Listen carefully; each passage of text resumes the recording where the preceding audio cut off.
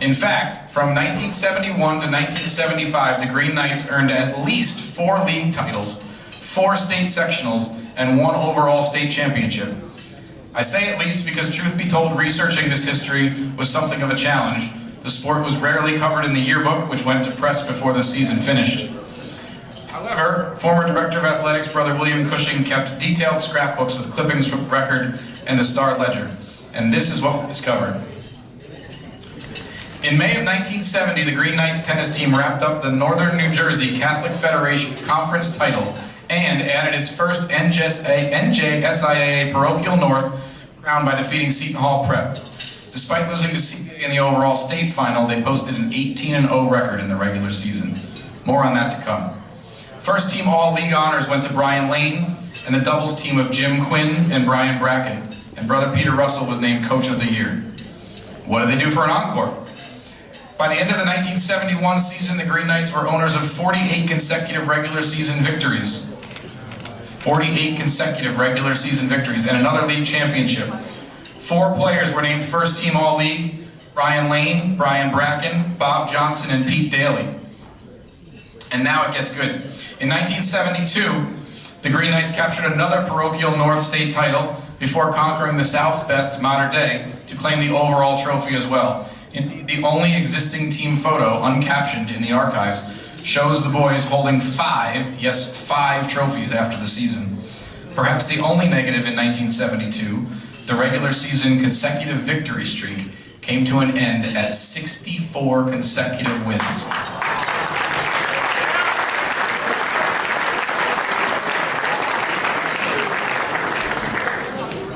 That is easily the most consecutive wins by any team in school history: football, baseball, wrestling.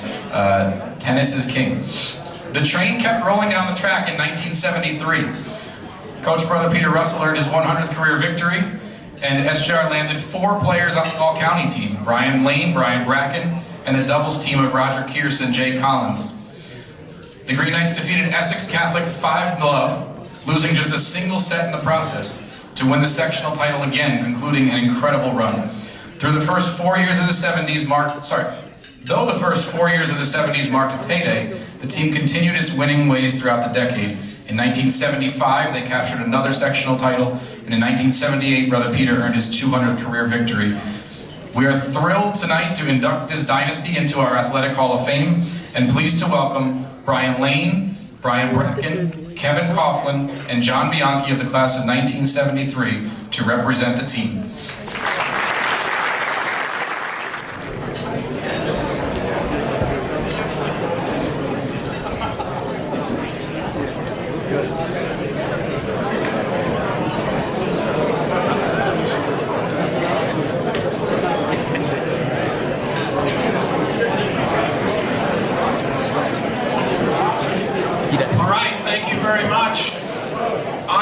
I'm Kevin Coughlin, and I'm one of the cohorts tonight, and with me are the 2 Brians, John Bianchi, and another member couldn't be here, Pete Daly, but his family is represented. And we're also really happy to have an esteemed guest. We competed against Bergen Catholic, our arch rival, every year, and their top tennis player happened to be a friend of ours. He came tonight to honor us, but he told me he wouldn't come unless I said that we kicked their butt for 4 years in a row, and they never came close to beating us. So welcome to Pat Perosi.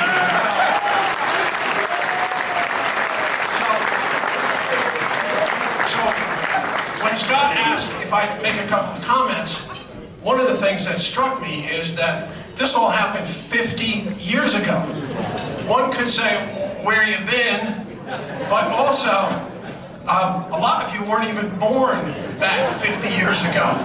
So we're really pleased to be here. We thank St. Joe's, the foundation, and one of our classmates, a fellow named Dave Conley, who's very active in the alumni, who was very significantly involved in making this happen.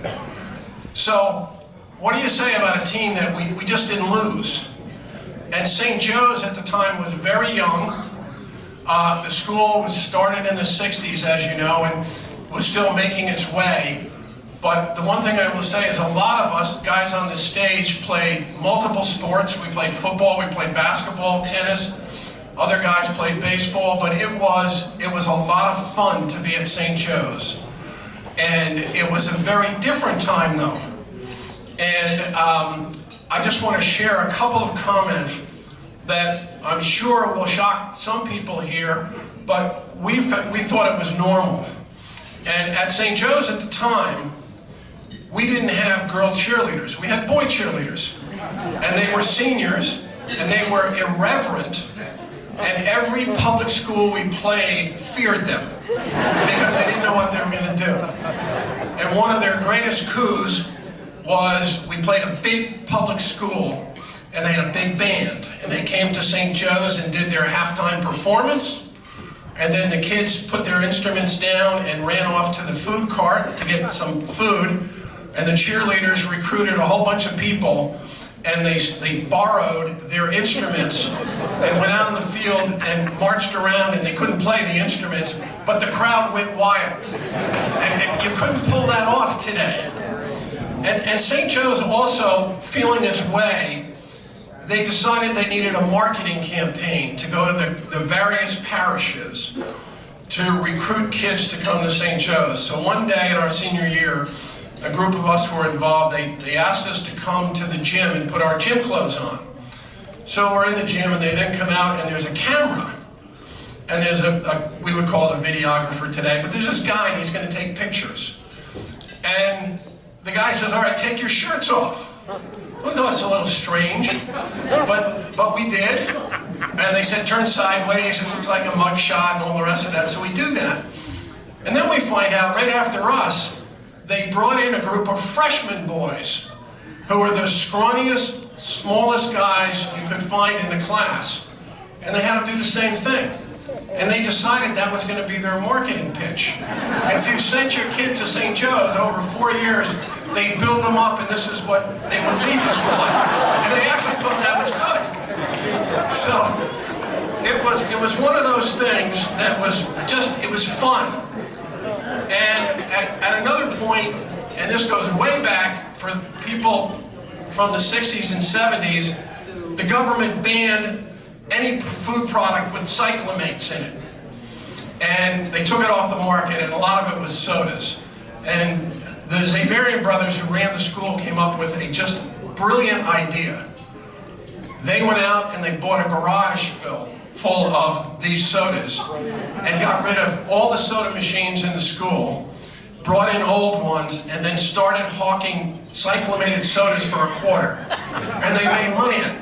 So we had our 50th reunion in June, and we were pleased that nobody had green heads or things like that. We all survived. But it was those kinds of things that we all remember about our time at St. Joe's. The tennis was the tennis. It built up and built up, and we enjoyed it.